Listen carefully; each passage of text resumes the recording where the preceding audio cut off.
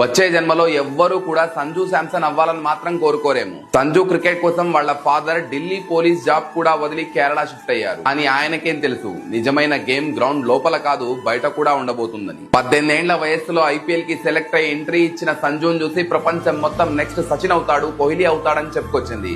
కానీ జరగబోయేది ఎవ్వరూ ఊహించలేదు. 2015లో ఒకే ఒక్క మ్యాచ్ ఆడి ఆ తర్వాత 5 ఏళ్లు టీంలో ప్లేసే లేదు. కార్తిక్, పంత్, రాహుల్, సాహా అందరికీ ఛాన్స్ వచ్చింది. ప్రతిసారి సంజుకి మొండి చేయ లభించింది. ఫ్యాన్స్ అందరూ జస్టిస్ ఫర్ సంజు అని ఎంత అడిచినా కూడా అది సెలెక్టర్ల చెవులకు వినిపించలేదు. ఇంకా షాకింగ్ ఏంటంటే ఈ వరల్డ్ కప్ లో అతనికి ఆడేందుకు ఛాన్స్ దొరకట్లేకుండే ఇదే విషయాన్ని కెప్టెన్ సూర్యతో సంజుని ఆడించండి అని అడిగితే సూర్య ఇచ్చిన జవాబిది. मतलब आप बोल रहे हो मैं अभिषेक की जगह पे खिलाऊं उसको, तो मतलब तिलक की जगह खिलाऊं.